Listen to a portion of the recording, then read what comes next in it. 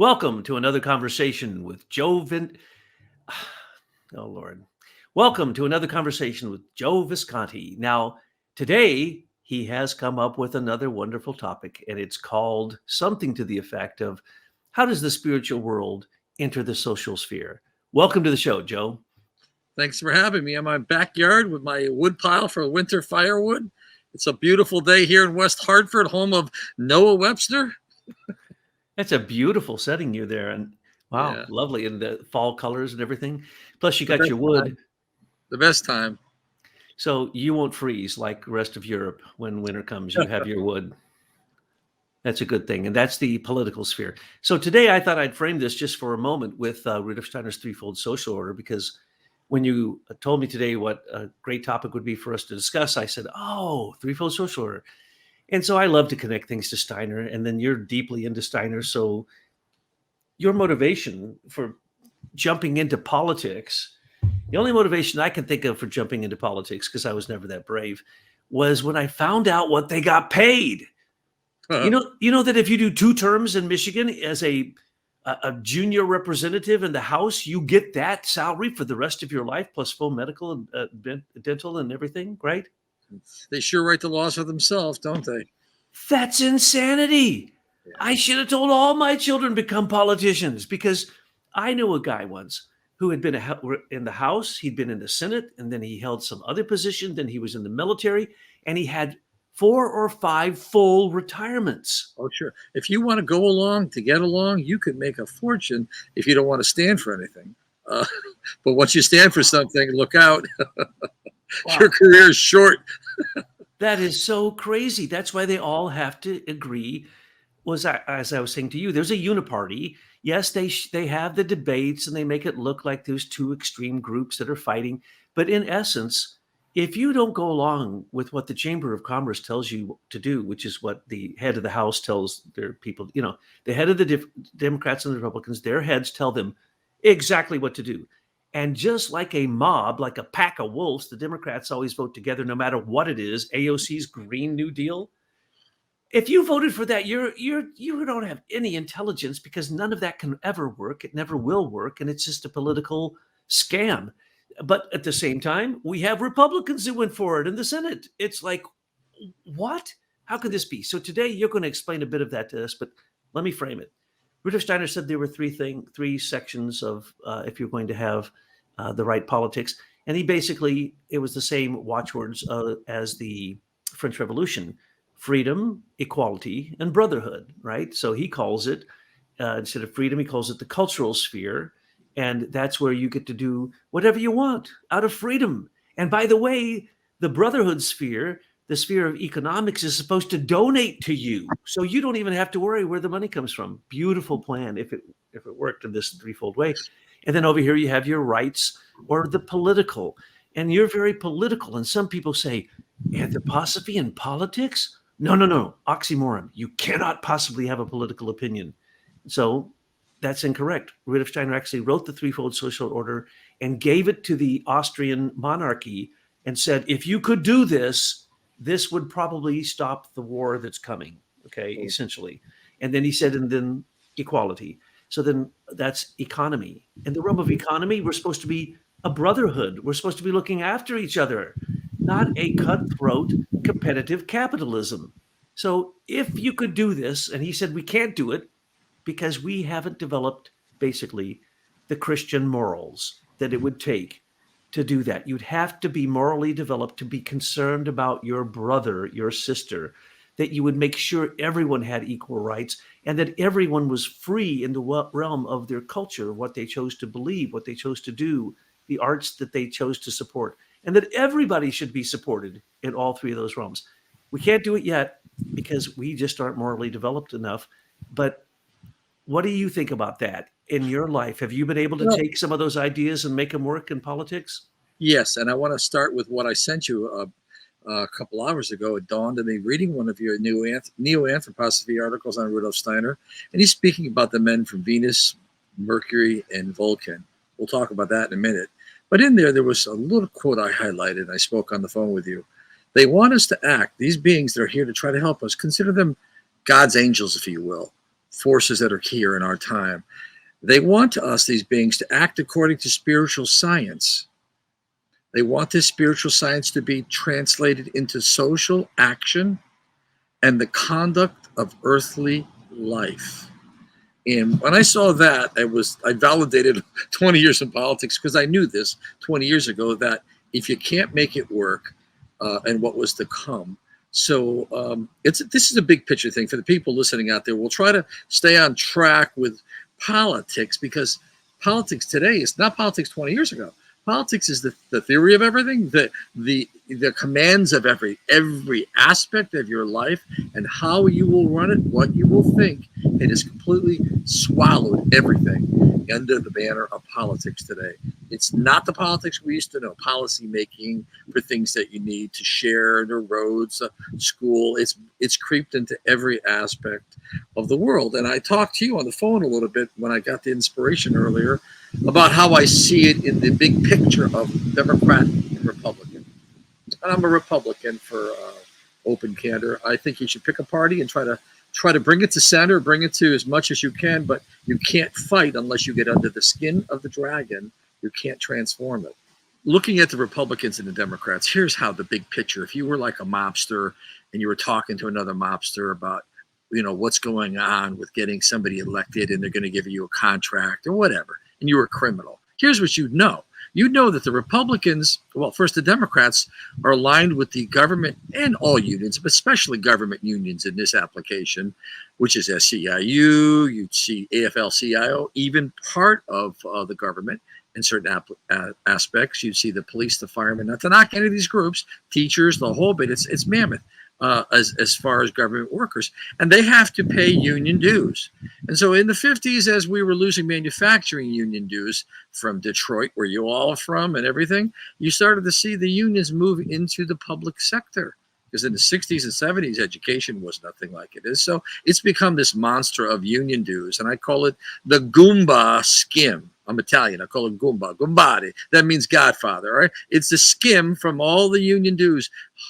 Tens and hundreds of billions of dollars in dues over 10 years across the country on all unions, and then they skim a piece. That's what they're granted. This is what one criminal would tell to the other if he was teaching the young criminal what goes on.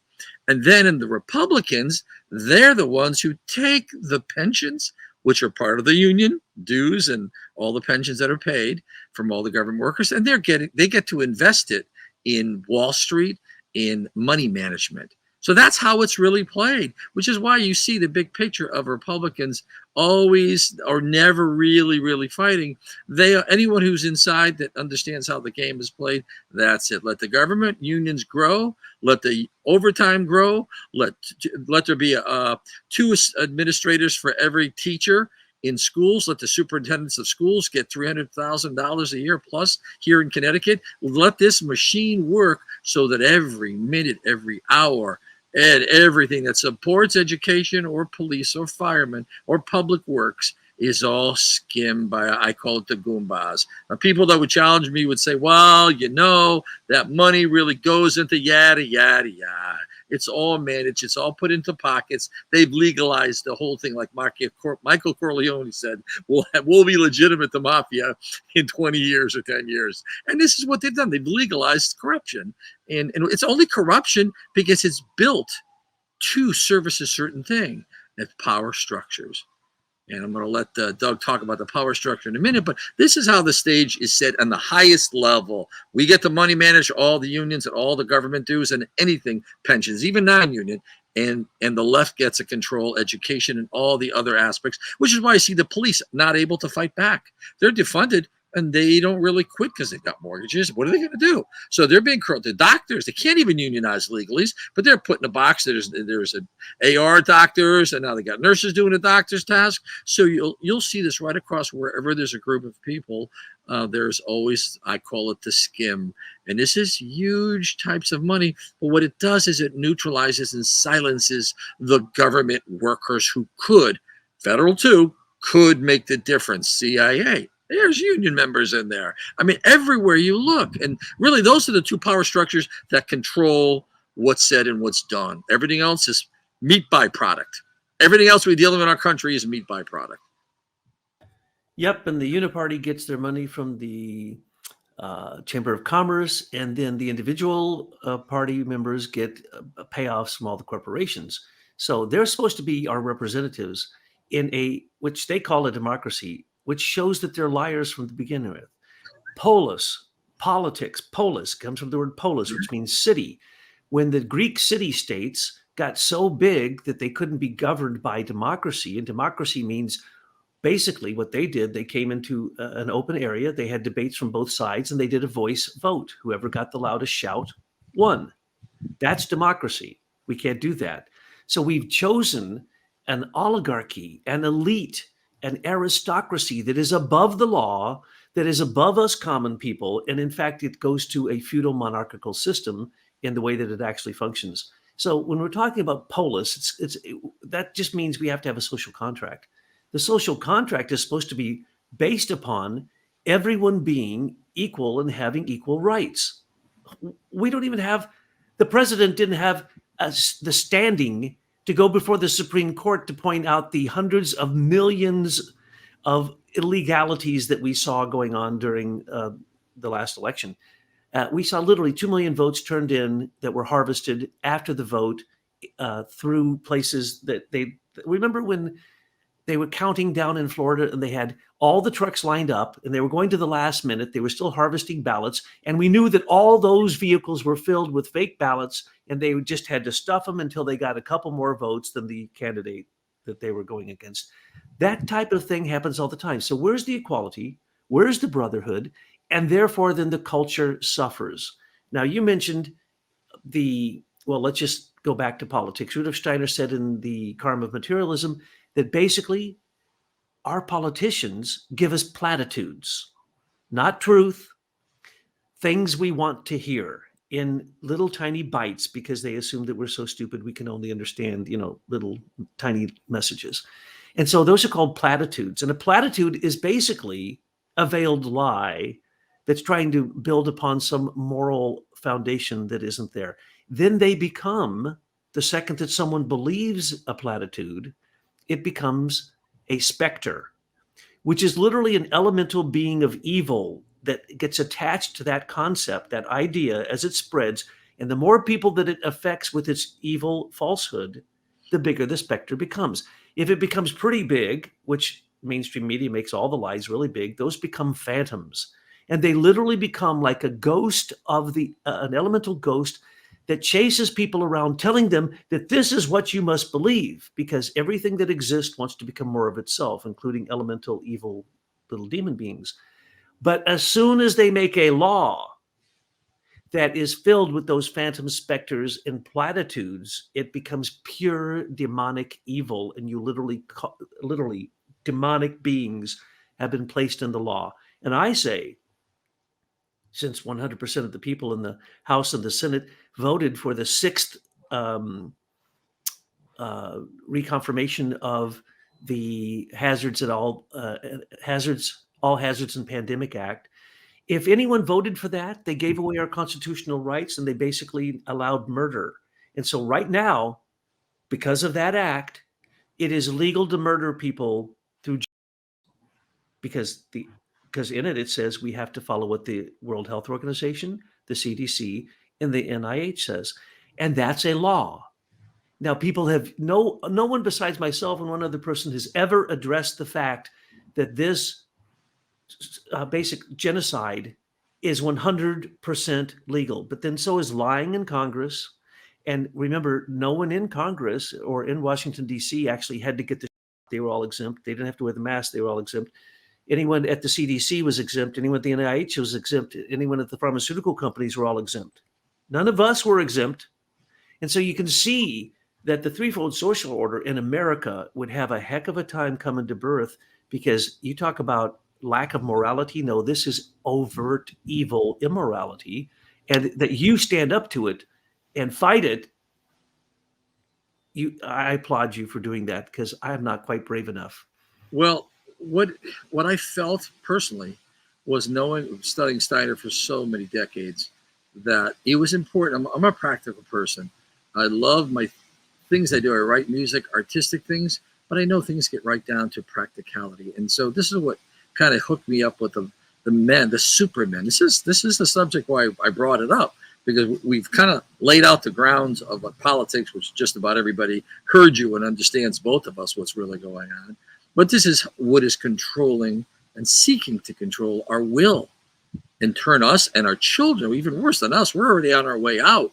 All right, we're trying to take them out on our way out. Okay, that's what you and I and a lot of others, including Jean Bonner, are looking to do. We're looking to plant the seeds of truth.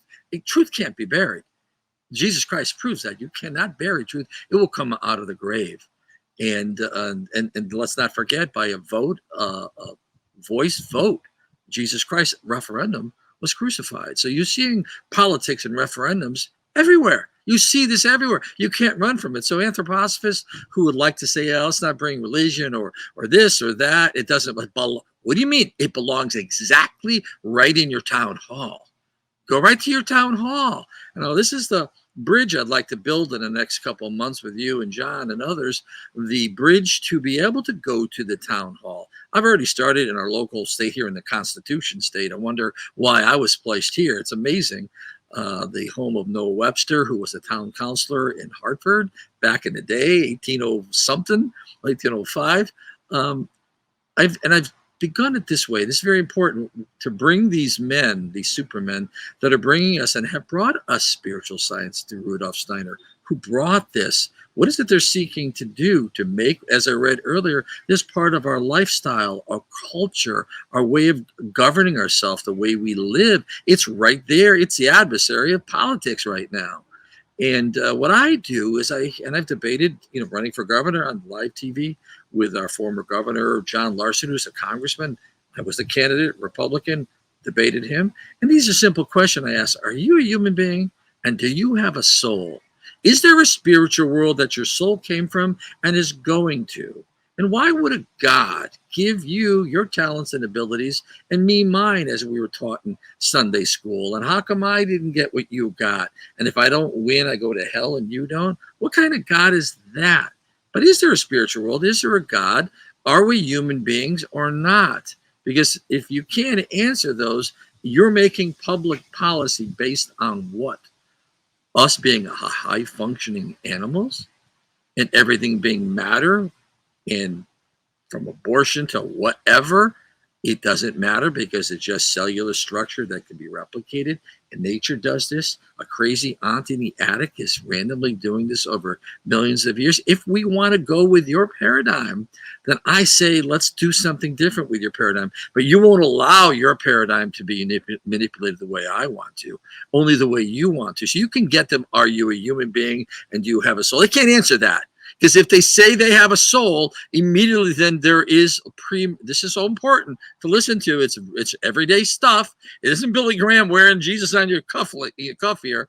But what it is if there is a spiritual world, that our soul, and there's a God, however you want to worship it, that has created this planet, the cosmos, our bodies in its image, etc.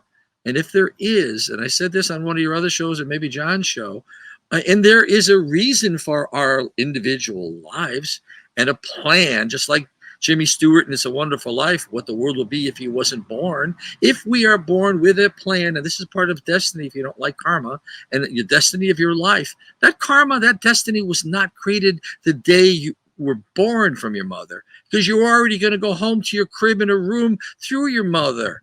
And you were going to live in a town and your father was a doctor or a railroad conductor or whatever. It was already said. So God, or if he exists and you have a soul and a plan for your life, it did not happen after you were born. It happened before you were born. God's plan. And why is this important? It is the heart of everything. It is the bridge. This is the bridge to bring anthroposophy and all, not necessarily worship and religions, but science. The seeking of science on what the human being is and how he should be treated through policy making. We've just witnessed what they forced us to do, like Nazi Germany, and how they used Joseph Goebbels' tactics on all of us with behavior modification. I have a question. What is next with these people? They're grooming your children to learn sexual deviant acts from K through 8. God knows what year it'll start, maybe third grade now. or fourth grade. We don't even know. They're keeping it secret. There's no cameras in the classrooms. We don't know what they're teaching the kids. What sick thing are they going to do next? All in the name of their material science, because they will not stop. If you think what you're thinking now is something, they will not stop. So to create the bridge, because the holy rollers can't do it and the religions are gone. Right now, they're gone. They're the Titanic at the bottom of the ocean right now. Not necessarily Christ or God or angels or the rituals of the church. They're never going to be gone. But those authority realms no longer exist, and mankind is left with only the religion of the United States of America. And so when you walk into your town hall, you are walking into church. And you need to know that. And you need to be armed to ask the question, for what purpose? For whom does the Grail serve? For what purpose are you writing this law and this ordinance? For who benefits? And I talked to you earlier about St. Paul. Not good, helpful. For what helpfulness is it to teach third graders about deviant sexual behaviors and things that have to do with, I won't talk about on your TV show here on YouTube. What good and helpfulness, if it's not good, because you said it's good, is it helpful for that child to learn that at that age? Show me how it's helpful.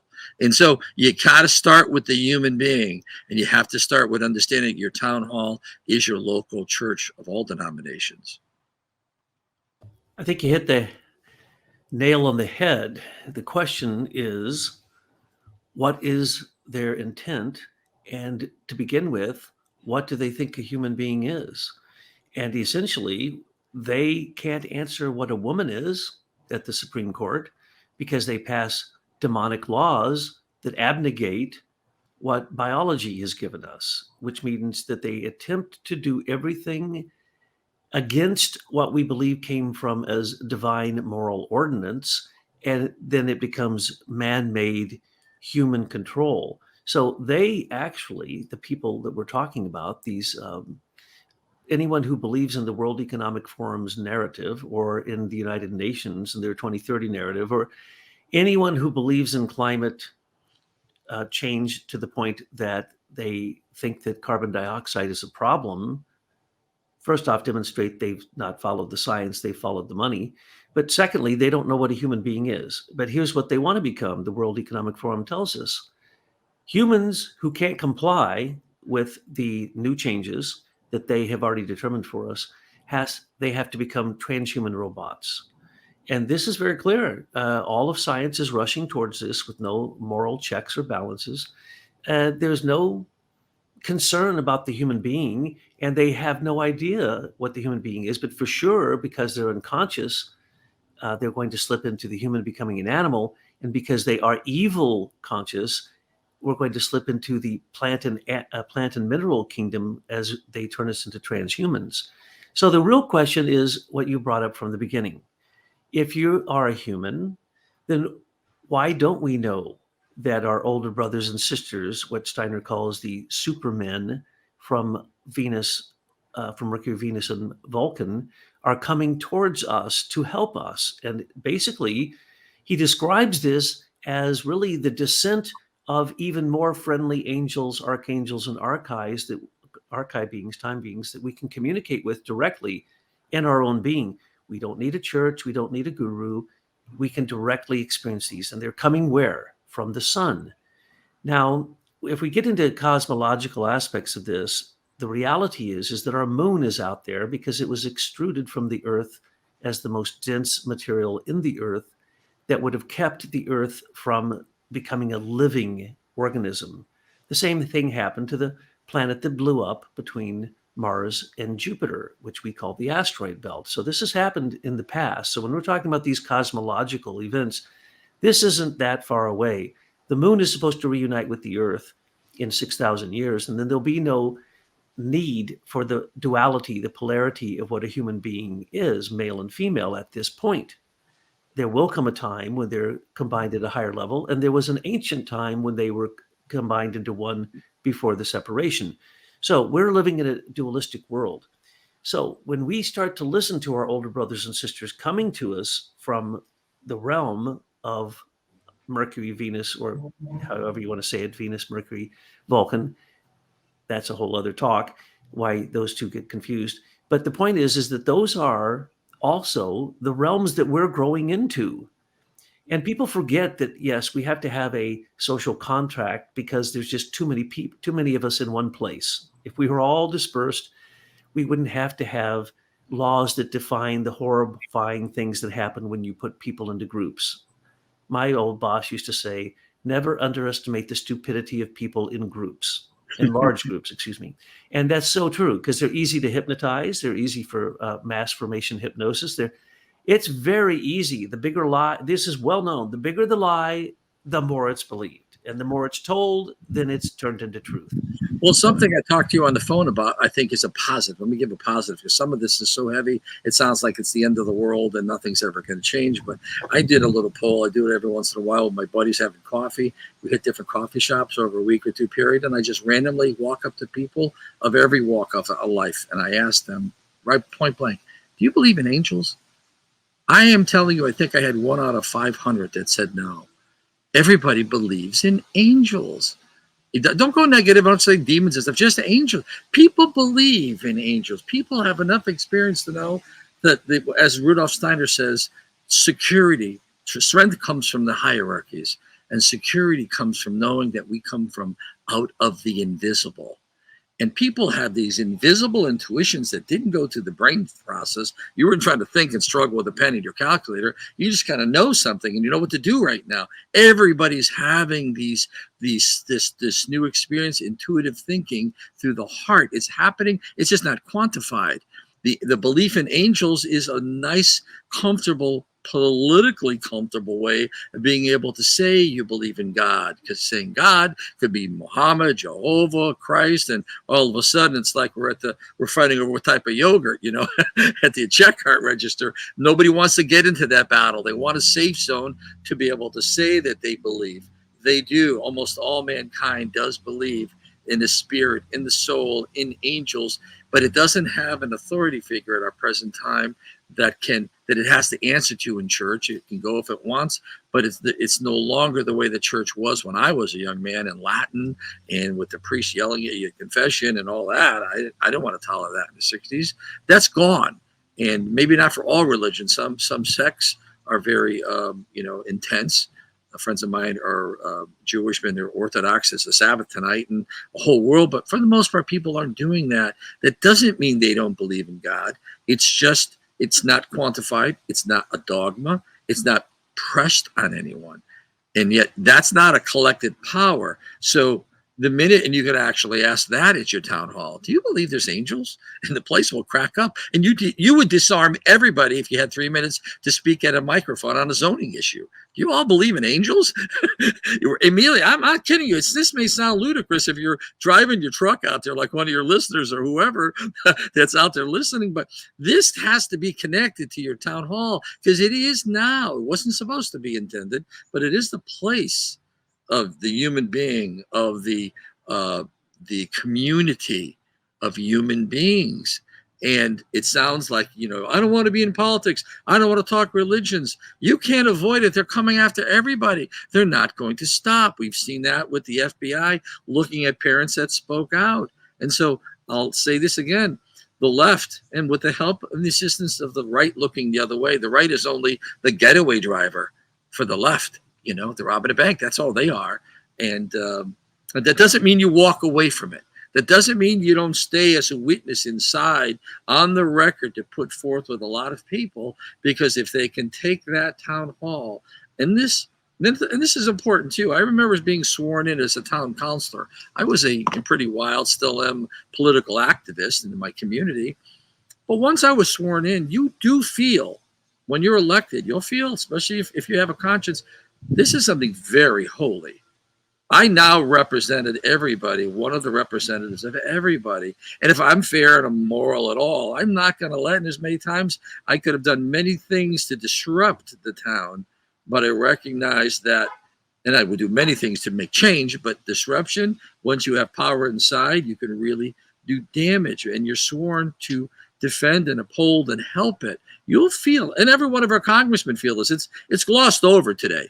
But if you've been elected at any level, and you take your vows seriously, you'll realize this invisible holiness that goes between you and your community.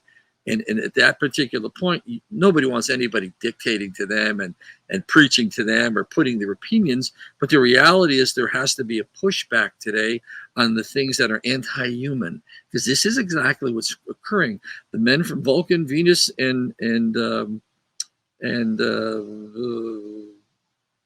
not Mercury, Jupiter, Mercury. I'm sorry, my thought over here. Those supermen are here bringing us something. There's the antithesis of them inside of our government now, which are anti-human forces within the government looking to mechanize everything. And it's the mechanization of your actions, the mechanization of the etheric body through imagery, through mantra, through behavior modification. That's what the mask was all about. Without the mask, there was no virus. Only the mask proved that there was something, and that was behavior modification, so that you would immediately set, your being. I'm a certified hypnotherapist also. I don't practice it for 20 years, but I went through that to learn how they do what they do when I was doing television, and how you set the triggers, how you get the person to jump. So our government has, not that technology is not helpful. This is the key for all. The lefties are people that like technology. We're using it now. If it serves man, if it is helpful for man, then there's nothing wrong with it through the times we're living in. If it becomes a replacement for the intuitive heart, for the science of true spiritual science, which means to understand how the world operates and where the world came from, so that material science isn't leaving actually the chemical trails and the pollutants that they so outrageously defend with climate change. The whole reason for the climate change is to cover that which they're doing with their side effects and Monsanto and drugs in your body and everything. They pollute the world, and they grab the banner of climate change to cover their tracks. This is how you have to start thinking. Not conspiracy, it's agenda, and it's wide open today. We get to see it today. Everything we thought 5, 10, 20 years ago as conspiracy, if you wrote a book, if you did YouTube 18 years ago or 12, you'll find that I was not a conspiracy theorist, but I had no way to prove, because we're dealing with measure, number, and weight in the material world. In the spiritual world, we're not. We can only look at causes. And so the causes and what is helpful for man in your town hall, what is helpful? Why are you doing this climate change? The earth had volcanoes and bubbling out during Polarian, Hyperborean, Lemurian, Atlantean, and now it is always going to be. And there was no technology, not like today. So, of course, we don't want dirty water, but this is a cover for corporate America polluting the world, pure and simple.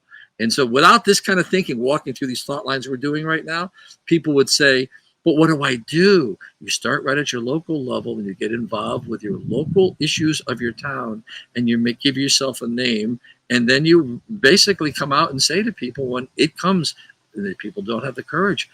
Are you a human being? My child was born to me. My child wants to grow up. I have parental rights. I want my children to be heterosexual if they're born heterosexual. If they're not heterosexual through nature, call it nature or karma, because that's part of it. Look at St. Augustine, look at it all. That's going to be fine. But while they're under my parental guidance, I don't want nurturing, education, and influence being done on them. That's why there's parental controls on television, on computers, on phones. I don't want them exposed to this prematurely, unless you want to confuse them so that they experiment in these things and then come out and use statistics that you created by your manipulation of your education in preschool. And now you have new data to use against me and my children who have their children. They're building a database on the anomalies they're creating through their programming that they're keeping secret from the families. Period. So true, and it's because that was a mouthful, and that came from the spirit. That was not prepared, what I just said, from any pre-programming. My mind is in that world, and I, just as you're doing, and people listening should understand, we, in the moment as we're speaking, the spirit is coming through us with our information and our knowledge, and it is actually creating even more content from spiritual science based, and this is important, they can only destroy themselves with their materialism. They don't have anything but measure, number, and weight. And that's why they need data. They need to corrupt. Therefore, they have more data corrupted, and then they can push more of their agenda, carry that banner of climate change as they pollute the world. And it's why they won't call out China for all that China pollutes, because they're doing it too. They've given China the keys to do it. Oh, absolutely. And the power and laws that backed it up. Yes. Well, it's just as you say, it's about the fact that they don't think we're human. They think we're some kind of commoners who need to be depopulated. And so when you talk about the rich people in the world, the richest people, Bill Gates is part of a genocide in multiple ways. And it's so easy to see. And he hides behind basically the politics of philanthropy and acts like he's donating money selflessly. No, he gets a return on all of that because he is invested in all of those pharmaceutical companies. So every time he's out there basically acting like he's a doctor, he should be locked up for that as well as for genocide. The richest people in the world admit their number one agenda: get rid of at least 6 billion people on the earth now. And so we see that that's what they're doing. And then we see that the political aristocracy are complicit with murder. If you can't put up a border on America's southern border, you're complicit with the fentanyl, you're complicit with the murders. You are a killer.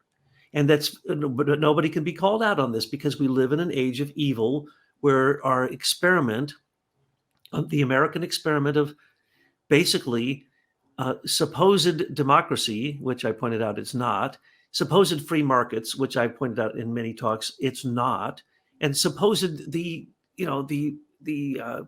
capstone of capitalism, which it's not, because now we live completely in debt. Well, that's the opposite of a free market. That's the opposite of capitalism. It's the opposite of the economics that are basically the propaganda of those things. It's not happening. So it's really about, can you, as you pointed out, do you believe in angels? Guess what? Your guardian angel does a lot of work for you, folks. And the minute you can give them a break and start to do that work yourself, then you're going to start contacting archangels and other angels, by the way. Right. And so what we call karma is basically guardian angels working out what's called the Akashic records, the Akashic Chronicles, or the karma records. Oh, well, that's what Joe did yesterday. And now he's got to make up for that with that person he said that to. Oh, no, I'm talking about me. And then Doug did this horrible thing on this time, and it's going to take a long time. He can even go apologize to those people, but it spread worse than just the one person. So Doug's going to have to pay for that. But the karma could also, this is important because this always gets left out, as you know. The karma and the destiny is not only for karmic retribution for things we've done, but it's also for growth and learning experiences. Things we may suffer have nothing to do with things that we have done. There are situations that are created for our growth. And this is so, and Steiner addresses this. Actually, he says, during the course of your day, almost nothing, he says in one of his lectures, is karmic. And so we have so much free space, like a hard drive that's free space, but the things that may come to us in our situations are also for other lives. Some of the things I did today and you did today, Doug, have to do with 3 lifetimes from now. Or one thing you did today has to do with 2 lifetimes from now. This would scare people because they're like, wait a minute, it's bad enough I got to think of God. What do you mean? There's strings and threads from the past to the present to the future, and not all things can make sense. I wrote something I put on Facebook the other day. It was a saying I always quote myself. I've been doing that for years. And I said, nobody else is going to quote me. I'm going to quote me. If it has to make sense, then it's not real love. And so you can't really make sense out of all of your life, nor should you frustrate yourself too. But I want to go back as we're talking about this, because this is what really triggered. I'm going to create a new word for 2 words, spirit and politics, because they're both words that have been so beaten up that they don't even mean what they mean anymore. But this is what I read earlier. I'll read it again. These higher beings, these supermen, want us to act according to spiritual science. They want this spiritual science to be translated into social action and the conduct of earthly life. Conduct of earthly life. What would that mean? That you start realizing that you're going to pass laws based on the human being, true human being, not based on reparations from something happened 600 years ago. I didn't own any slaves, and nobody I know alive was a slave or is a slave. So to go back and go back and try to continue to dredge up sins of the past would be what you would do personally in your life. If you dredged up every mistake that you made, you could never produce anything positive in your life today or tomorrow, because you've got a burden over your head of all the sins. I was just watching a YouTube that someone sent me about that happening in Germany. They have to walk around and see everything that their 3 generations ago did in Europe and with the Holocaust, and there's shrines everywhere. We walk around and may look at a shrine of something good that was done, but in Germany, not to overlook what was done, but it's everywhere, hanging over them as the sword of Damocles, that everywhere they look, they have to be reminded of the sins of their grandfathers. And in some cases, some of them are older, their fathers. So it's the same thing with karma. If you have that hanging over your head, all that you did, or if you think that you're having to pay something back because you did something, that's again what I just mentioned. The mind has to open up. That one of the Steiner's exercises of open-mindedness is to look at a situation and say, is this being done for something I did? Could this be being done for something I'm about to do and need to learn or grow to? So none of that is given any compensation. None of it is actually given any compensation in your town ordinances or your education curriculum. They're not asking those questions. This is helpful. Is this going to develop into something that could be harmful in a certain way that we haven't looked at yet in the development of the child? But then they'd have to go to the authority figures, and since it's a top-down education, the questions aren't able to be risen up from the teacher and from the student and the parent. They come top down as a doctrine, as the Third Reich coming down, and this is what you're going to do. You've been in education, you understand it. So the understanding that our daily life is miracle, and that with this is important too, with our higher self, with these supermen. You can call it all God and angels, whatever fits but the closer you get to what the truth, identifying what the truth is. We'll probably have 12 to 1,500 views of this on your YouTube. Every one of those 12 to 1,500 people, wherever they are in anthroposophy, however they grow this together in the heart, that wonder that John Barnwell always talks about, the wonders of the world, series from Rudolf Steiner, that wondering, I wonder who out of the 1,500 or how many of us are going to be the yeast that actually helps these supermen, because this is something important. These supermen, if their gift is rejected, we spoke about this on another show, if the gift of spiritual science, which is really the reality of realities, is rejected by men, that gift will turn into terror. That gift will turn into cyclones, into earthquakes, into bacterium, into, in the future, under another archangel, it will turn into the most horrible events on the earth. Almost like when we read about the plagues and Sodom and Gomorrah and all that. That's what is happening. So what we're trying to do is avert wars, avert plagues, not because they're threatening, because their gift to us has been rejected. So there's 1,500, 3,000, maybe 5,000 people on the planet at this level of consciousness about what they know and are in a state of wondering, which actually, if you've read Steiner, some of Steiner, you'll realize that the power to wonder about spiritual science makes up the physical body of Jesus Christ. It makes up our power to wonder on spiritual facts, is creating his sheath to appear here. There's 2 other sheaths from different activities. We'll talk about that another time. So to have the information and to keep in the state of wondering about what would be helpful that's the process. Sounds crazy, but that's the process that these higher beings are coming here. It's like they've got Morse code and we know how to read it. You don't have to know everything. It's going to come through our feeling, through our intuitions, but we are open and receptive to the gift to all humanity, because we won't be here long in this material science. It will, Rudolf Steiner says that in this century, science and medicine and all of it will be spiritualized.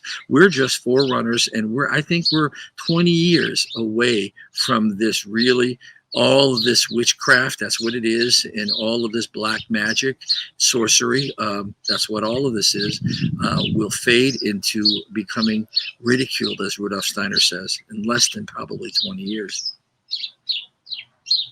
That is so true. And if we take the injunction to work with our angels, then that will lead us to understand the gifts of these supermen and superwomen, our older brothers and sisters coming to us from Venus, Mercury, and Venus, Mercury, and Vulcan. And the Vulcan planet, that's a reference to an incorporeal planet that is in between Mercury and the sun, which has been noticed in the perturbations of the inner planets. And so Steiner actually revealed that it's non-physical, but it's there. Well, those are the beings of basically moral imagination, moral inspiration, and moral intuition. And this goes right back to everything you're saying, and Rudolf Steiner pointing out that in the realm of economics, it is the human willpower that should be money, not a carbon debt for something of the past, which you pointed out. We're so caught up in the past, and everybody thinks there's only bad karma. There's no good karma. There's no future karma. No, you can play it forward. Everything you do, you don't do it to play it forward. I should say, this is funnier than heck. When I was a Catholic, they have these little prayers that get you out of limbo and can almost keep you from going to hell. And some of them are so powerful that it can get you out of hell for like 10,000 years. Cuts off 10,000 years in limbo, right? I'm a child. I believe this. I decided to make that my prayer. So I memorized it and said it day in and day out so that I could go ahead and commit a lot of sins because I knew I was going to, and I was already pre-forgiven. That is the kind of economy of politics, the economy of the social realm, of the social contract. I have to say, and then you became a Jesuit and you found out that they do that anyway for all the Jesuits. Yeah. They do for your sins before you commit them. That is correct. The Jesuits are pre-forgiven, even for murder. They're pre-forgiven for murder and every other vile thing because they are the Pope's soldiers. But anyway, so going back to this point that you're making here, we're so stuck in the past, we need to start looking to these higher beings who, the ever-present help of the spiritual world, Rudolf Steiner calls it. If you're at the level that you can have a moral imagination, the angels are already working with you. That's going to connect you to the realm above that, where there's moral inspiration. So if you go into the spiritual world and you get a great idea, if you can't manifest it, then it's not a moral imagination. And if you get a moral inspiration and you can't, and it doesn't inspire you to go out and help and love people and have courage, it wasn't a moral inspiration. And if you get a moral intuition in your will, in your willpower, it's 100% correct, and you've aligned yourself with the divine.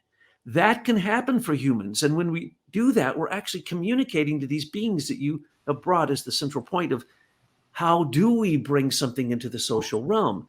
We bring it through working on ourselves, and you pointed out earlier, as a yeast in the spiritual world.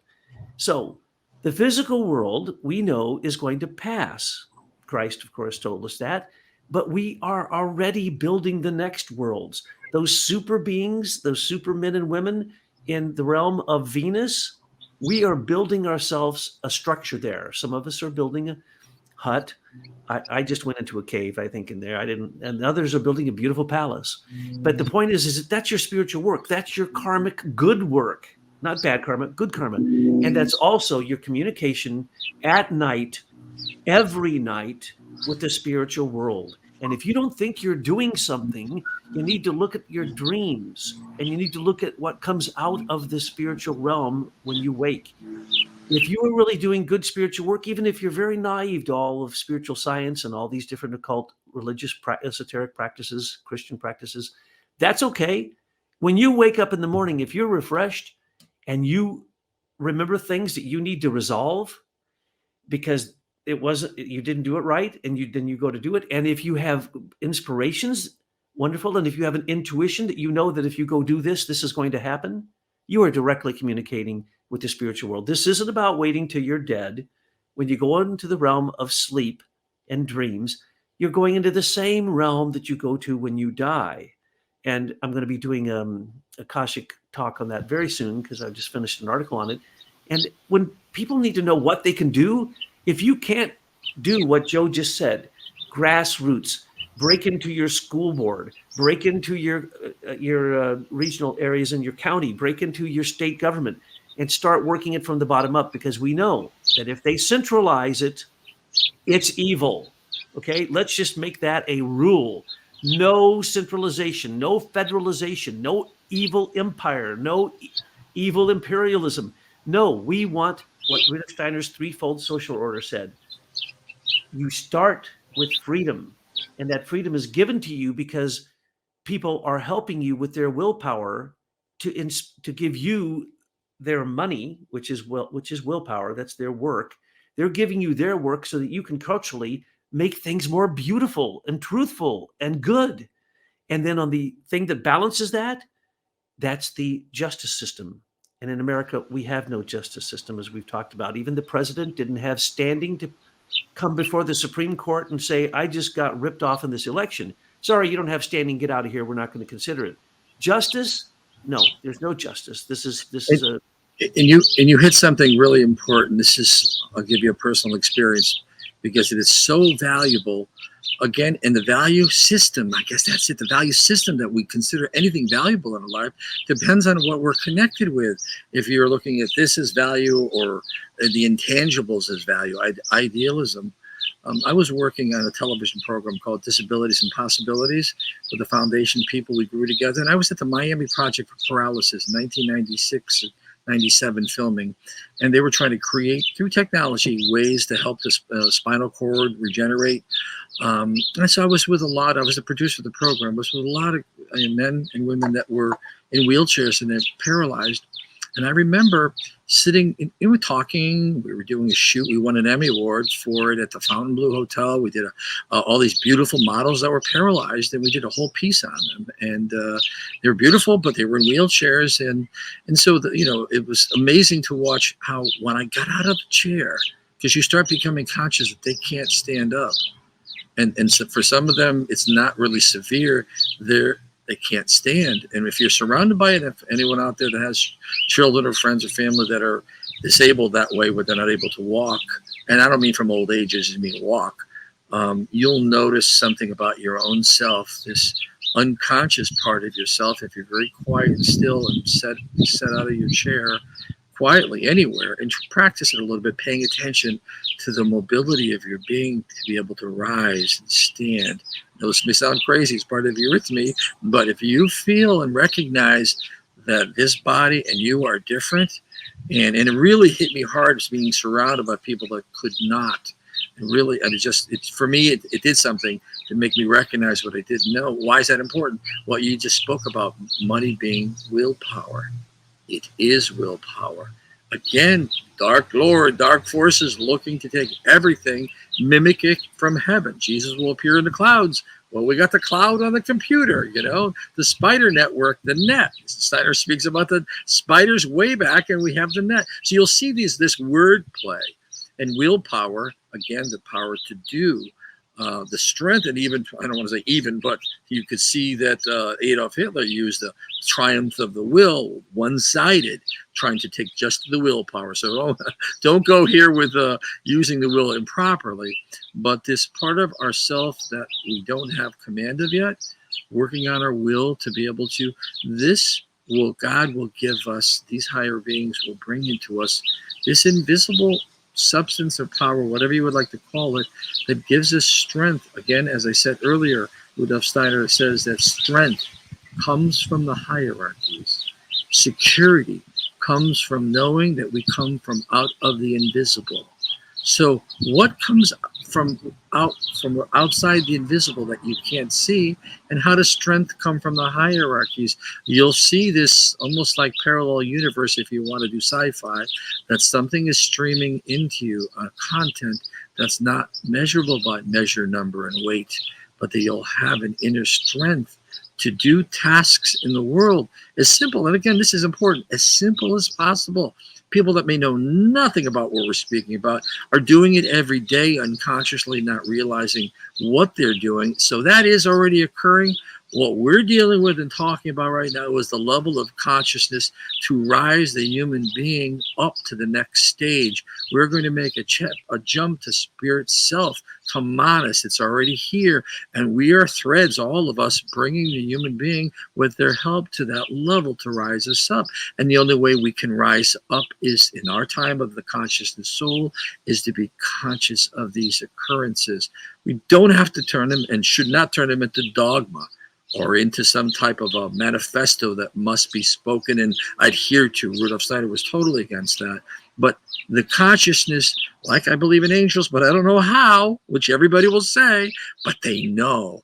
There is a connection right there in the belief system, in the inner self. It's very shallow for many people, but we're basically people that are in submarines, voyage to the bottom of our minds here, going deeper to try to understand what's being given so humanity can take the next step. It will take this next step, by the way. For those listening out there, Rudolf Steiner says that there's nothing that can stop it. You just may not be on board. You may not be on the ride. You may end up circumnavigating Jupiter on a satellite if you decide that you're not, especially if this is brought to you and you don't receive it. Many are, it's not brought to. So if you're the 1,500 that are listening or 3,000 on Doug's show, I'm sure you're all over the place with your abilities and knowledge. Understand that this invisible power from the spiritual realm is increasing right now. We can see that because evil is showing us that. Evil is so dominant on the planet right now. It's telling you the light of Christ is here so strong. And we don't think we shouldn't think that we have to face the big evils ourselves. Here's what you do, exactly what Joe just said. Wonder, that's in your thinking. Awe, that's awe, A-W-E. Awe should be in your feeling as you approach the divine. And we can directly go to the divine now because we can cross the threshold. And then reverence in your will. So if you simply realize that everything you do is a ritual, and that ritual defines what you believe, and what you believe is your religion. So as Joe said, it doesn't matter what terms you use to define this. If you walk out, I bet if you ask those same people who you ask about angels, do you believe you have a higher self? I think everyone would say yes. And if you ask them this question, do you believe love is the greatest force and power on the earth? They'd all say yes. Every one of them would say that. So if you just know that you have an angel and love is the most powerful force, and you know you have a higher self, wonder, awe, and reverence, thinking, feeling, and willing goes into those realms I described where the angels, archangels, archai live. It doesn't matter that you call them that. Yeah. It matters whether or not you have the experience. Yeah. And so you have had the birds speaking the whole time, and that's called the language of the birds, and that's the language of the spirit. And another thing is, this is the most critical part. Everything that we are all doing will be handed over to the left to take this and bring this in. We'll receive no credit whatsoever for all of our work. It doesn't work that way. We're here to bring it and to harvest it and to reach out to the world. And who gets it?